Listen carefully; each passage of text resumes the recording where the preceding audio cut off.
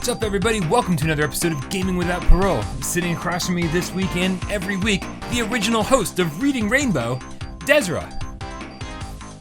No. That's not right? No, I'm not across from you every week. And sitting across from me is Brian. Hi. Just getting off to a great start here. Really getting off to a great start. You know that whole yes and rule? Yeah, it doesn't do that. No, you don't. No. It's all right. That's only if you want the comedic aspect of the show to be successful, and we already know it ain't happening. I play the no don't. Don't do it. Don't do it. It's across the street. Just run. Don't hold hands. Hey, don't look both ways. You ever take any improv classes? No. No, neither have I. Okay. I think we should, because we could use some more. God knows we need it.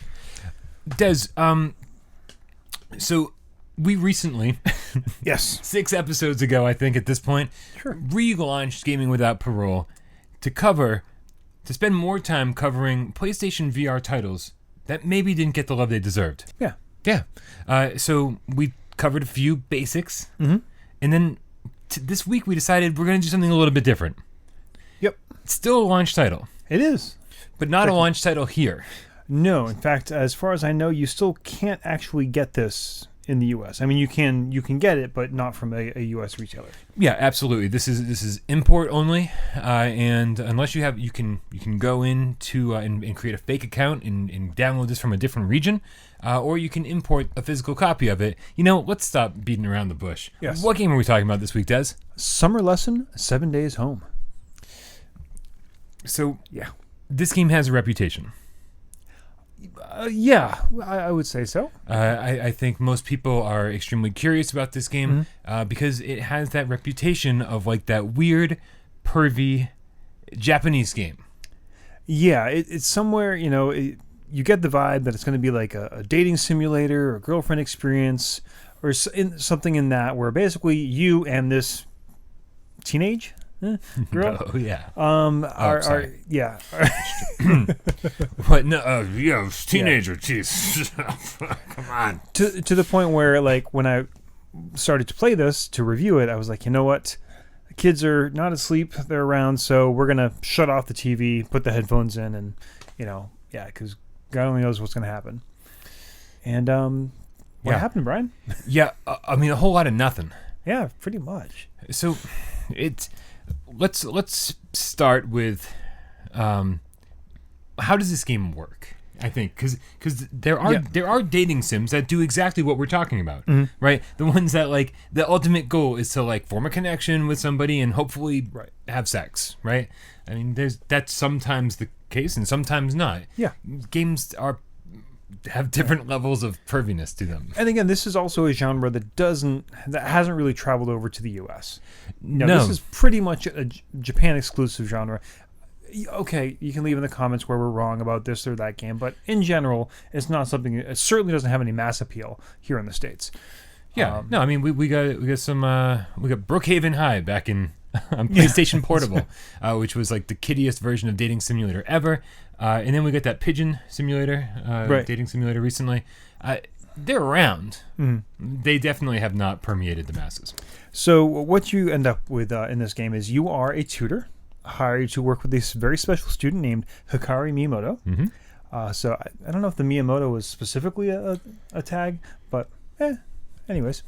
And your job is to get her prepared for some big exam she's taking in the middle of the summer. The actual specifics of what this exam is or what it's for aren't really given to you, and they don't matter. Her grades are down. You need to help get them back up. Yeah.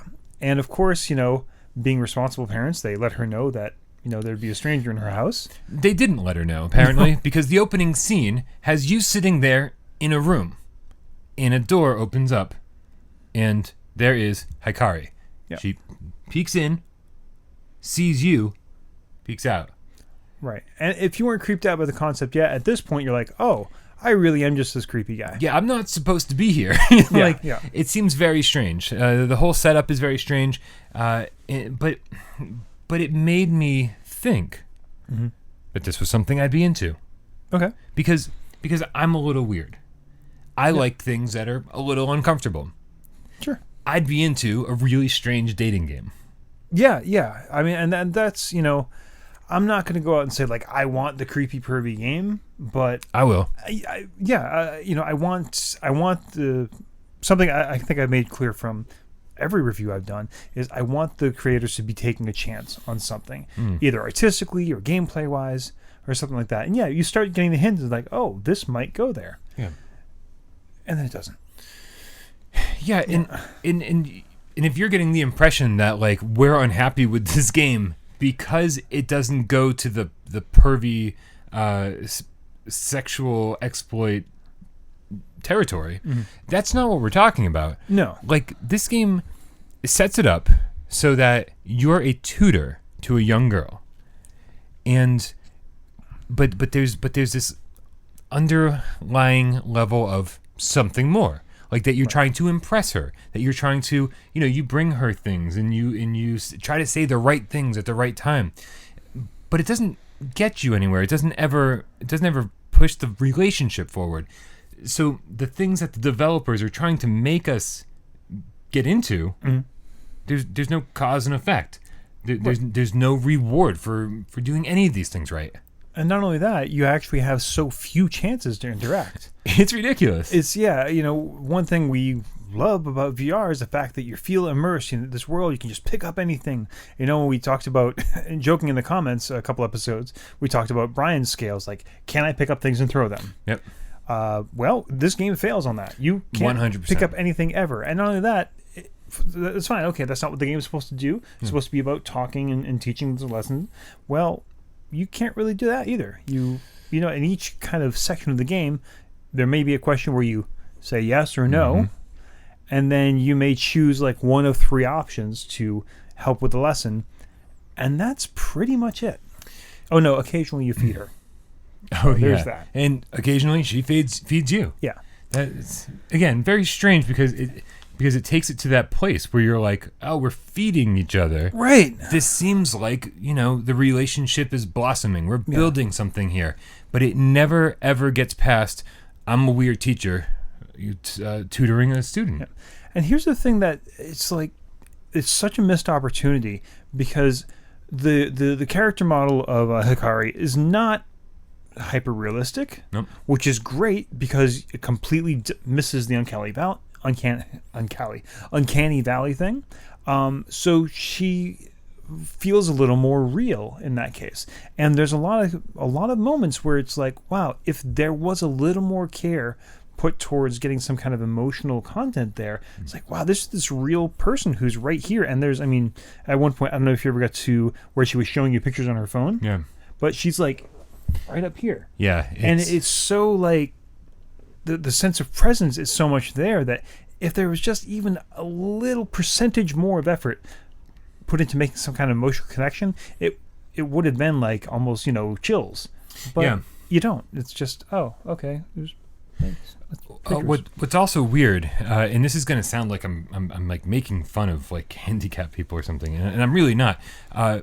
But it feels weird because the entire time you're playing this game, you are interacting with a girl who is walking around you, standing, sitting, moving. You go to places and it's like you're in the park or you're like watching fireworks, and you are constantly in the seated position, right? Yeah. So it's almost it feels like you're handicapped. It feels like you are like confined to a chair. Did you ever get up? Like actually physically stand up and walk around? No. So the game doesn't really like glitch or break if you do. Okay. If you like put your head, like in say the character model, everything goes black. Yeah, I've done that. Yeah, but you can walk around and check out the room, as much as you can. It's not she'll actually follow you to a certain amount, and there's not really, as far as I can see, any penalty or anything. Like she was like, oh my god, what are you doing? I think there was one point. She actually said like, oh, that stuff over there is private or something. I was like looking, at the desk, but it's still not enough to like make the game change in any real way. But you can kind of look around and get a view. Huh. So, that's.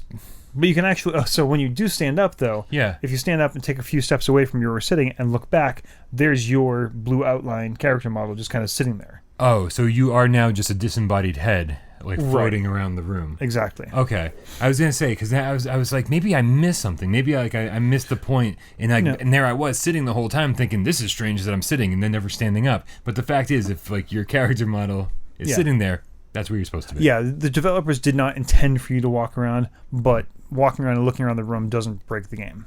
That makes sense. So let's talk a second about the developers. Yeah. This is strange, man, because this was developed by Bandai Namco proper, like not some like subsidiary studio or something that Namco just decided to publish. Yet another thread of the old gaming Parole. Namco comes back. Oh, Namco always comes back. Yeah. But this was the Tekken team. Yeah. Woo.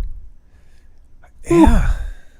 So stick with what you're good at, guys, because this ain't it. Well, so the worst part about this is that this came out a while ago. This was a launch title in Japan, and you'd have to think, right, from all reports that we're getting, this is Tekken Team's experiment with VR. Right, yeah. From one of the articles I read, basically they were trying to come up with an idea of like, how can we have a character interaction sort of game? What is that going to look like, and so on and so forth. And eventually that sort of morphed into this. Yeah. And it definitely feels that way. Well, and the worst part of all of this is that fast forward to like a month ago, or maybe 2 months ago, and Tekken 7 comes out. Mm-hmm. So Tekken Team, right? Yeah. In the VR mode. As you might have seen on this channel, is just practically non-existent. Yeah. I paid $60 for the full game, expecting to be able to play at least a couple modes, story mode or arcade mode or something, all in VR. Instead, all I was given was all the character models in VR, one background, and basically a practice mode where you can just no life bars, nothing. Right. So it seems like they did this thing. Mm-hmm. And then they just totally phoned in Tekken 7. Yeah, it's... I don't know. I will, I don't want to spend the whole episode like just dumping on this, but because there is one moment that I think actually kind of got me to feel something, and there's a fireworks scene, and here's one of, I guess, even though I just said I'm not going to dump on this game, if you want to talk about replay value, this game does not have it. Everything is absolutely repetitious. So if you go through, the first week and go through again and say, you do unlock, say, different costumes and things like that for Hikari. Yeah. And which is great. So you'd figure, maybe if she's wearing this costume and we do this activity, we're going to get a different result. Right. No, you don't. It's exactly the same scene. So there's a fireworks scene.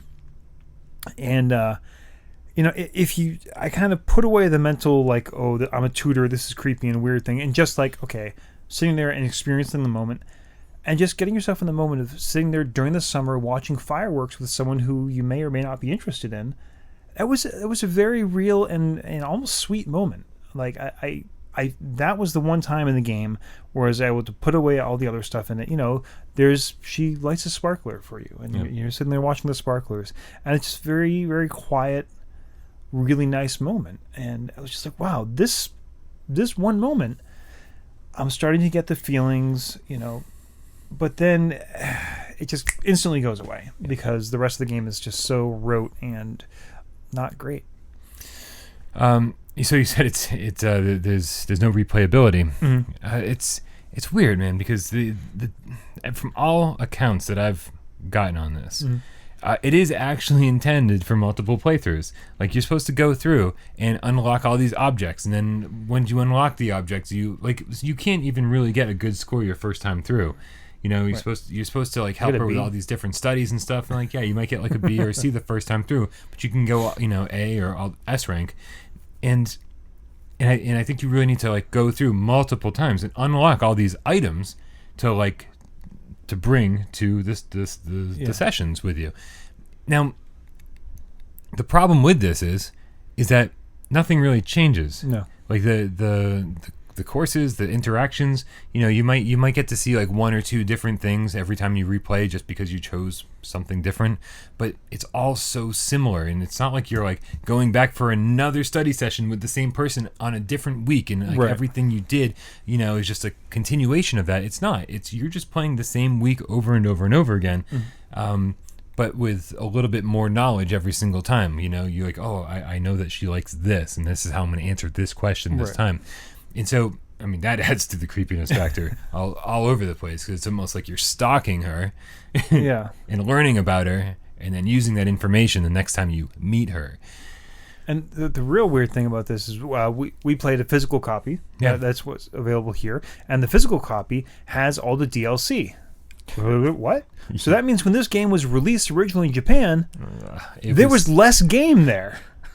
So, mind-boggling. Like, really. yeah, I played that, and like I didn't realize until halfway through. It was like, wait, this is the DLC. Yeah. Oh, that's it's indistinguishable. Yeah, people in Japan who paid full price for this first time through, I am so sorry. Yeah, when it launched in Japan, it was 30 yen, which is like $27. Yeah. But if you want to import a physical copy of this with the DLC, it's definitely going to cost you somewhere between $60 and $80. It's not cheap. Yeah. Because obviously there's not many places you can get it. There is a warning though. However, if for some reason after listening to us talk about how much we love this game, you still want to buy it, be aware there are two different versions, and one of them has English subtitles and the other one does not. Oh. So be aware. Yeah, that actually brings one thing up. You know, technically, there's not a lot wrong with this game. There aren't a lot of glitches. No. The translation is great, I gotta say. Having played a fair amount of Japanese imports, or even watched a fair amount of anime, translations can be iffy. They're pretty good on this. Yeah. One issue though is the subtitles. I guess this is a problem I had. I don't think you had as much. I experienced it, but I had seen it in so many other games that it didn't even bother me. Sometimes your subtitles they either won't appear at all, which is kind of annoying, or they'll appear and kind of clip into, object in the world. So it's if your choices and the dialogue were more important, it would be a really annoying problem. But since what you say or do really has no effect on the outcome of the game, I guess it doesn't really matter so much. Yeah, this is true. Everything. It's funny because when I guess this is how good the subtitles are, because I sort of forgot that it was closed, that there was captioning. Okay. When I remember this game, I remember Hikari. I was going to say Hideki. Hikari. I remember her speaking English, which is strange because. Oh yeah. Because she doesn't. So I mean, it's good enough for you to kind of like get lost in it and not really even be concerned about the language barrier. I mean, I'll give huge props to the voice actress who plays Hikari. Yeah. Really well. The lines are really well delivered. It's a believable performance. The animators who animate the character, they do. I mean, nothing about that is wrong. Yeah. She's really well done. They do a great job of making a believable person out of Hikari Miyamoto, but the game that hangs on her is just doesn't do it justice. In the entire game is helping this girl get better grades. Right. Now, so maybe it's our fault. Let's take a step back here. Maybe it's our fault. Because you look at this and you go, well, how come there's no relationship simulator part of this relationship simulator? How come they stopped right when it was getting to the point where, well, because that's not what they were doing. The entire point of this game is to be a tutor. And you're supposed to help a girl get better grades. And I would totally be okay with that, and if that was the game, but that's not what they present us with either. They present us with these just random choices that we have no information whether or not they're actually going to help. Sure. And so it's like, sure, make her like an educational tag emoji. Awesome. That'd be an interesting game. Tamagotchi. Sorry. Nice. You had that somewhere. Hey, I am very happy I pulled anything even close to the name. Tagemochi works for me. I like that. That would be great, but this isn't that either. Yeah. And that's one thing I think. We talked about this off the air. It's like, this isn't pervy enough for the people who want a pervy game, right? And it's not gamey enough for people who want a game. Yeah. Who is this game for? That's it, exactly. Yeah. They created something that was so middle of the road that nobody on either side of the road is gonna wants what they presented in the middle. Yeah. I definitely like I like the game that I wanted it to be, right? I wanted this game to be a relationship game. I wanted to get to like some real creepy places. I wanted there to be like, you know, back and forth dialogue where like there were moments in, what game was it? Catherine. Remember Catherine? Right, yeah. See, that's what we're talking about. Catherine wasn't even a relationship simulator. It was a puzzle game where you pushed blocks around and you moved all around the environment. But between the puzzle segments, which was the game, there was a better relationship simulator than this game, which is only a relationship simulator. Yeah. Wow. Yeah. Coffee just finally kicked in. Holy crap. We should start this episode over. Yeah. I will say I'm going to kind of resurrect the Des Nugget. Yeah. If you don't agree with what we said, and if you've played this game and you love Ms. Miyamoto, there is something out there for you. For a mere $20,000, you can have your own life-size sculpture of Hikari Miyamoto delivered straight to your door. Are there pictures of this on the internet? There are mock-ups of this. There's actually a very detailed 89 centimeter tall sculpture. It's sitting next to one of us right now as we film this then. Right. Yeah. No, it's probably all curled up next to you, like giving you hugs and stuff. Oh. Right. Well, she is adjustable. Her position is adjustable within a certain range. Oh, it better be. It comes with... better be widely adjustable. It comes with a 10 to 15 minute CD of her talking to you specifically, using your name.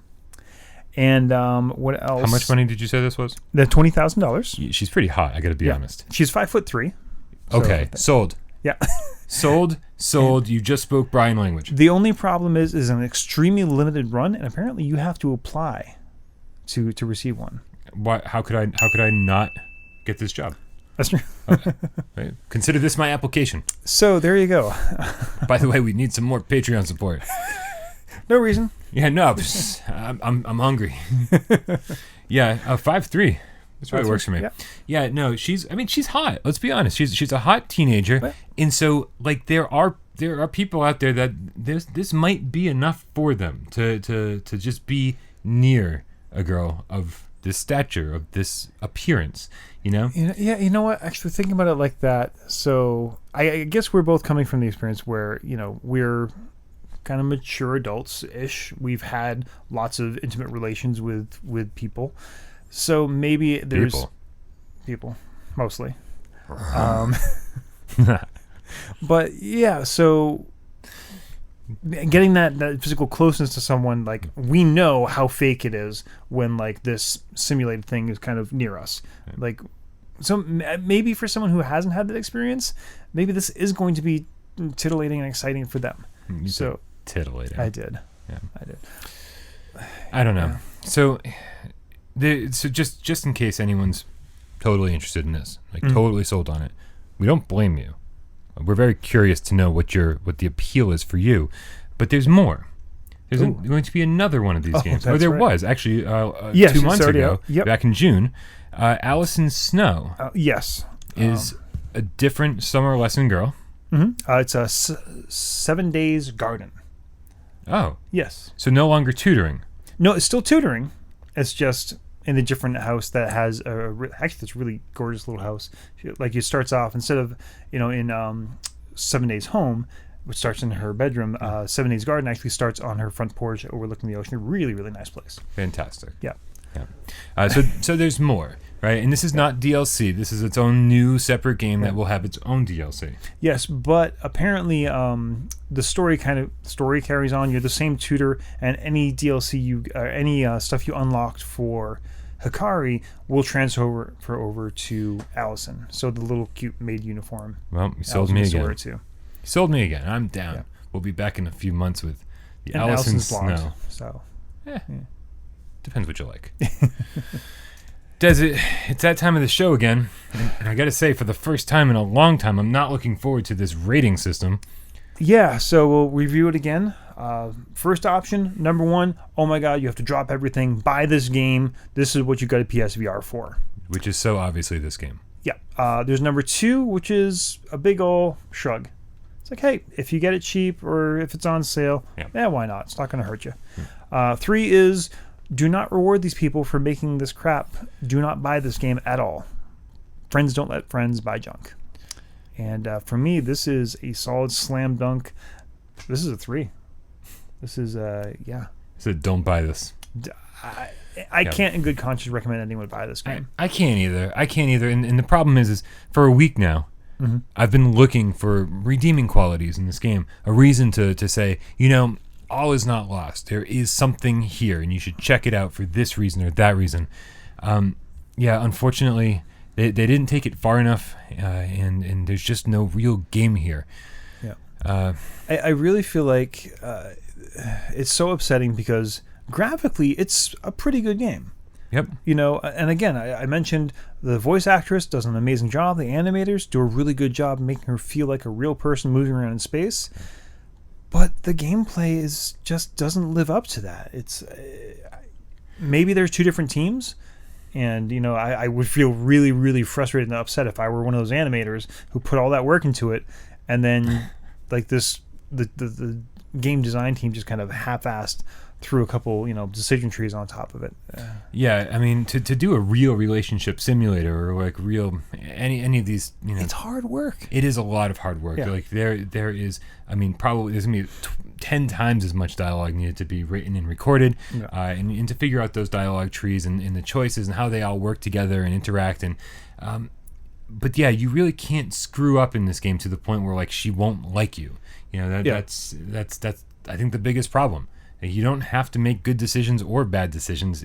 You're going to get basically the same result with different rankings at the end of the game, no matter what. I think actually my wife had the best final word on this. As I was, playing this game and trying to describe it to her, and eventually she got the idea of what I was trying to say, which in itself is kind of a warning sign. But finally, I described the game to her, and she kind of paused, like, "So what's the point?" And I think that's a great way to end it. It's like, what is the point of Summer Lesson? What is the point? Yeah. Sorry. Yep. So what? I can't. Well, if you disagree with us, I can't call this episode "Why We Love Summer Lesson." No, but it's why we love being honest about games. Ooh. But you know what? I think I made it very clear. Mm-hmm. I think I made it very clear that I do love Hikari Miyamoto. So this episode might be called "Why Brian Paul Loves Hikari Miyamoto." No, she's super cute, fun to be around. Yeah. So yeah, very fun to be around. Yeah, I just wish it was more fun to interact with her. I'm buying that statue, Des. I'm buying it. For Gaming Without Parole, my name's Brian Paul. And my name is Des. And we'll see you next week. Bye.